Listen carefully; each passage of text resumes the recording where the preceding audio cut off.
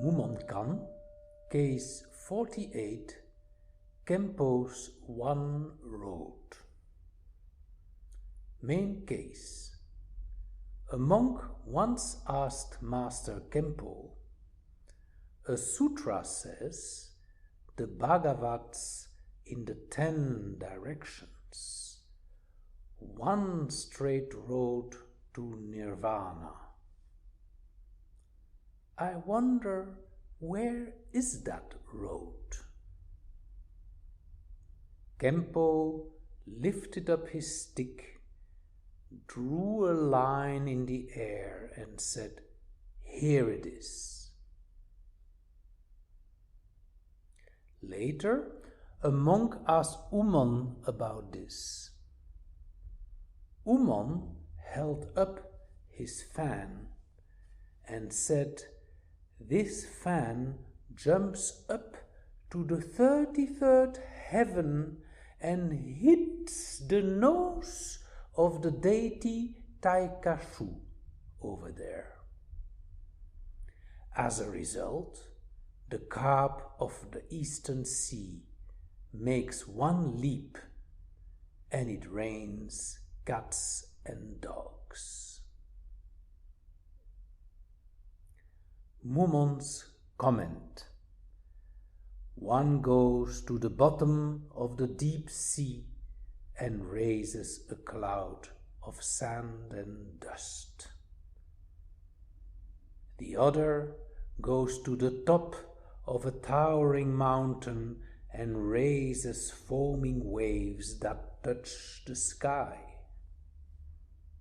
The one holds, the other lets go, and each, using only one hand, sustains the Dharma. It's like two children who come running from opposite directions and crash into each other. In this world, those who are truly awakened are difficult to find. But when seen with the true eye, neither of these two teachers knows where the road to nirvana is. Mumon's verse. Before taking a step, you have already arrived. Before the tongue has moved, the teaching is finished. Though each move is ahead of the next, know there is still another way up.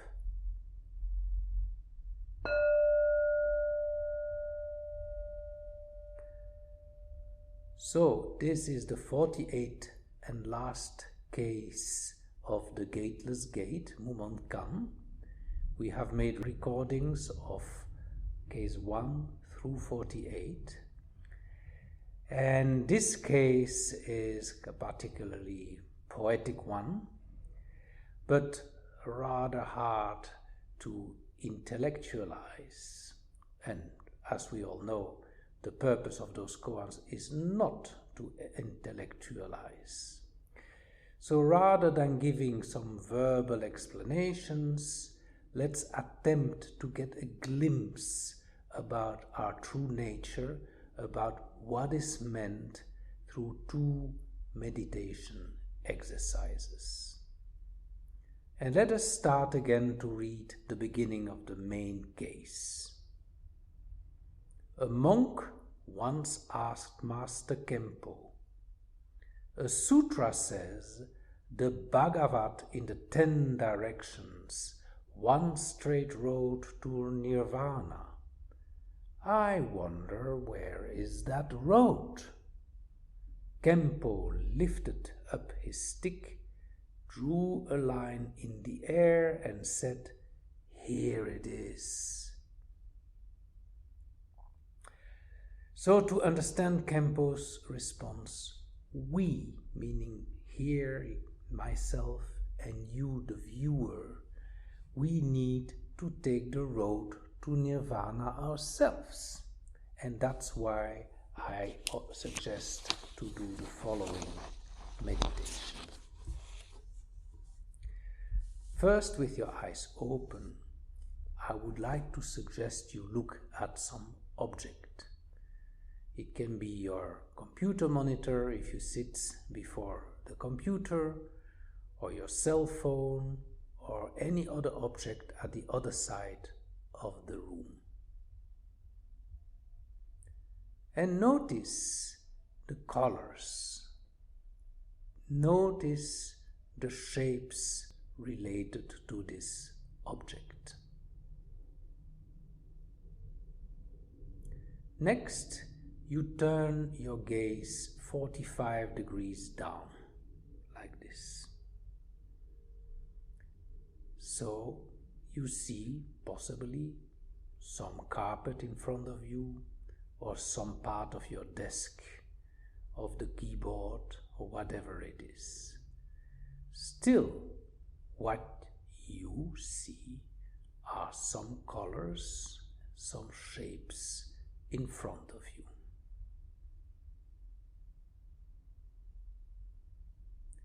Now turn your gaze even further towards your belly.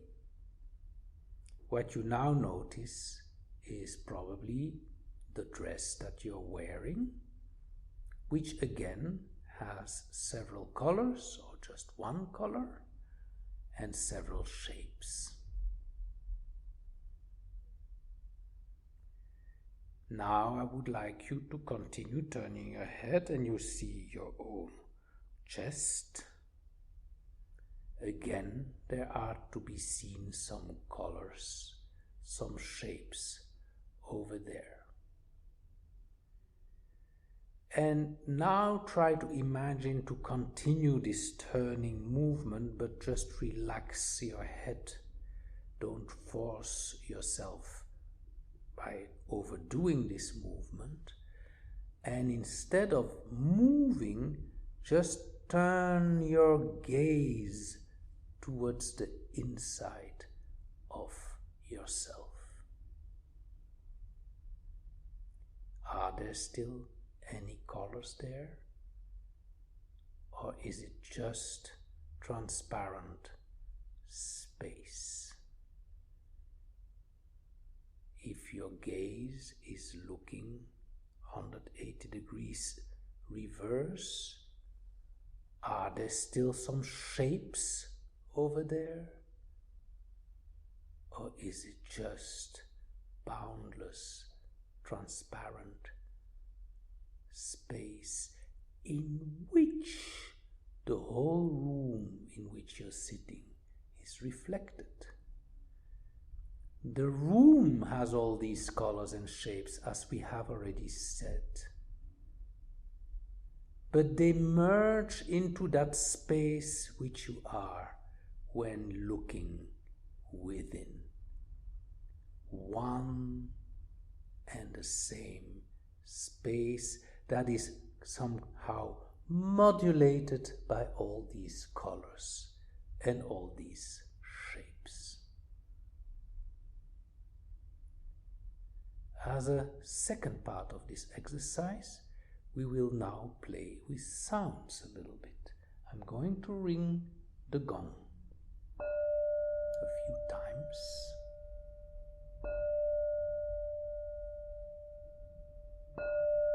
This time you may wish to close your eyes for a while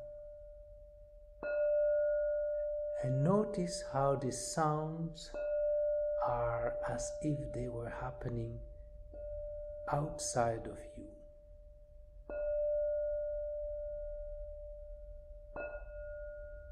The sounds have a certain frequency, a certain intensity, a certain color also.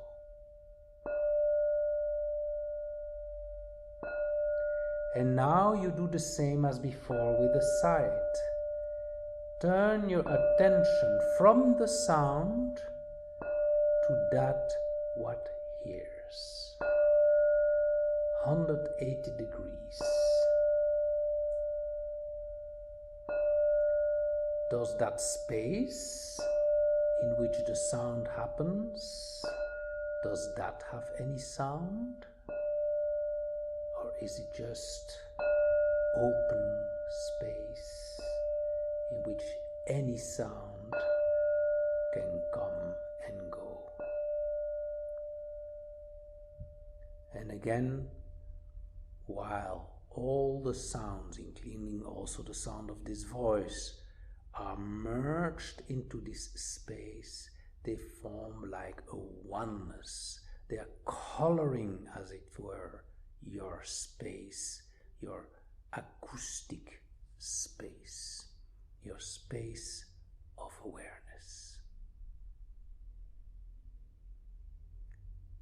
As a third part of this little meditation, we will focus a little on bodily sensations, and we can do that by focusing for a while on your breath. Here again, you may wish to close your eyes and feel the sensations that take place in your belly, in your chest, going up and down. In your nose, you can feel the air coming through, in and out, in and out, all bodily sensations. And being aware of these bodily sensations, you notice they are as if outside of you. They may be in your body, but from the point of view of awareness, they can be seen, they can be felt as if they were outside. And now we do the same as with the sights and the sounds. We turn our attention to that aware space in which these sensations happen. And in that aware space, there are no sensations, yet they are colored by those sensations as if merged. Sensations and your aware space are one. You can also, as a last little exercise, take a thought. Maybe for a moment think about a white rose. You can see a white rose dancing in front of you as if it were an image. Now, the space in which the white rose appears is not colored, is not having shapes like your thought has. And yet it's a little bit like cigarette smoke in a room. The thought happens in that space, colors that space, and is one with that space, merged. All these exercises shows you that your awareness, whether visual, acoustic, sensations, thinking, the awareness of it all is so close to you, closer than close. Compared to awareness, your body is far, your thoughts are far, your sensations and feelings are far. And this is how we can understand Kempo. When he lifts a stick and draws a line in the air, he's basically telling this monk, it's closer than close. It's just here and now where you, the viewer, are. This concludes this first meditation. But the koan has a second part, which is very different, and for which we're going to do a second meditation. I'm reading that passage again. Later, a monk asks Umon about this. Umon held up his fan and said, "This fan jumps up to the 33rd heaven and hits the nose of the deity Taishaku there. As a result, the carp of the Eastern Sea makes one leap and it rains cats and dogs." So here we seem to go to the opposite direction. In the case of Kempo, we try to be closer than close, just in the here and now, and here we go far away. So let us do another exercise so that we can take this road to Nirvana again, but following a different meditation. And for this exercise, it is best to keep your eyes closed throughout. First, feel some of the tensions that are currently in your body. And then shift your attention to the space in which they arise. It's as if you would surround each tension with a ball of aware space. You can do that in your belly, in your lower back, the upper back, in the neck area, in the head, and more specifically, behind the eyeballs. And now, using your feeling imagination, try to merge these balls of space together. So, merge the space ball of your belly with the space ball of the upper back, with the space ball of your neck, of your head, etc. And feel yourself as this conglomerate of space balls, aware space balls. And using your imagination again, feel as if your body is surrounded by this conglomerate of space balls that will merge together in this way, and which ends up being a little larger than your body itself. This space feels empty, airy, and now, again using your imagination, let us expand this space till about 1 meter around your body. So the space expands, first 1 meter, then go to 2 meters, and let this airy space expand on and on till it fills the room. And now continue to expand the space beyond the room in which you're sitting, beyond the building, including the surrounding trees and streets, the city, and even reaching the stars.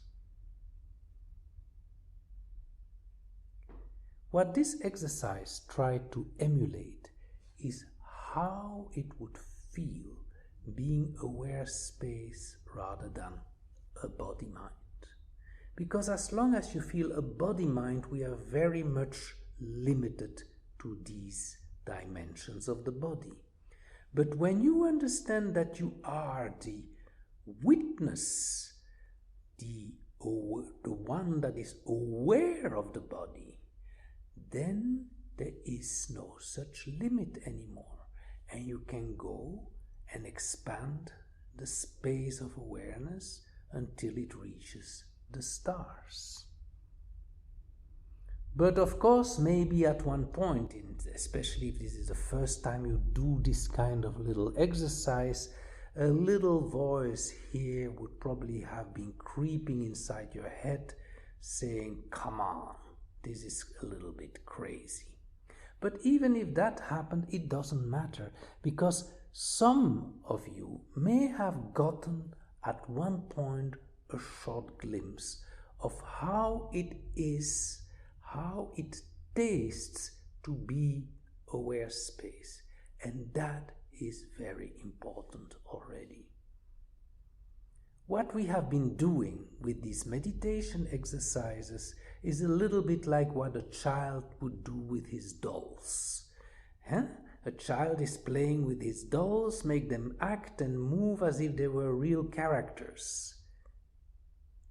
But somehow there are some moments where, while playing in this way, they suddenly get the feeling this is the reality, this is it. And this is why we do these exercises also.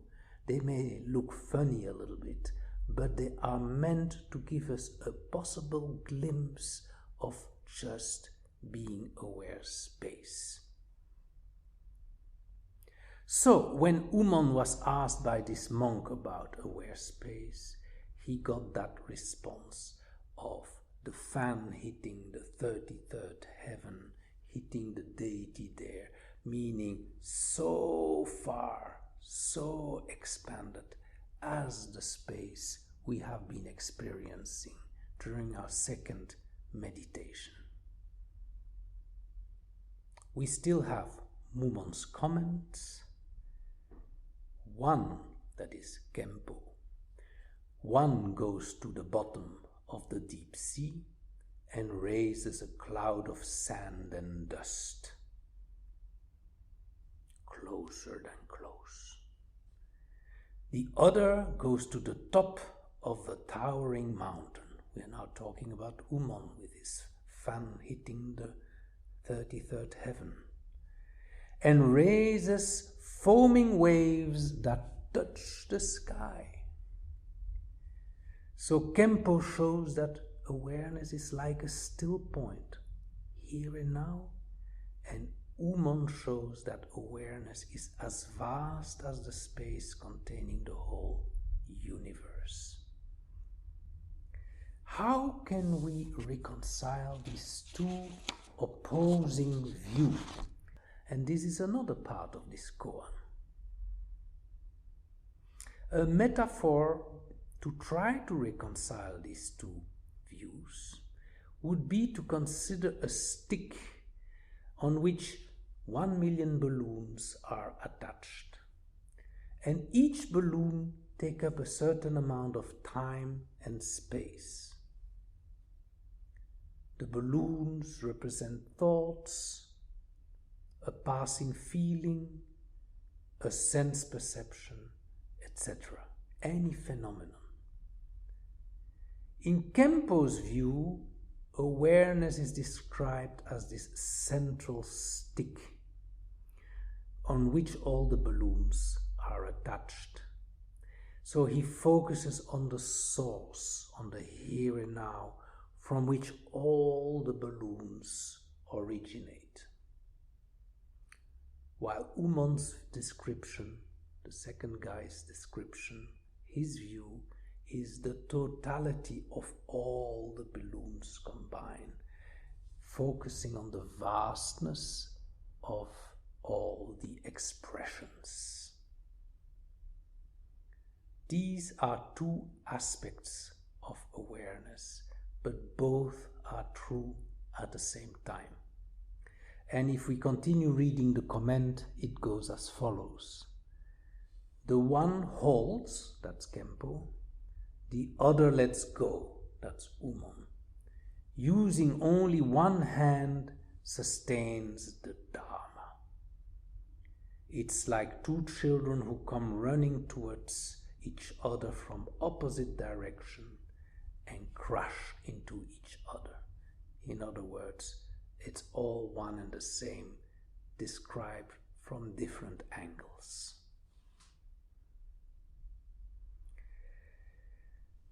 The comment is still continuing. In this world, those who are truly awakened are difficult to find. But when seen with the true eye, neither of these two great teachers knows where the road to nirvana is. Here it looks like the person writing this comment discredits both Kempo and Umon, and he does so because somehow each of their responses are fractional. But in fact, this is really done trying to tell you, the viewer, to come up with your own response. We still have Mumon's verse. Before taking a step, you have already arrived. Closer than close. Before the tongue has moved, the teaching is finished. You cannot even spend a few seconds because it's closer than close. Though each move is ahead of the next, know there is still a transcendent secret. So one life event succeeds another, like one balloon succeeds another balloon and another balloon. But know that there is still a transcendent secret means awareness transcends and encompasses it all. It was a pleasure to go with you over all these stories of the Mumonkan. I wish you a very pleasant day. Thank you very much.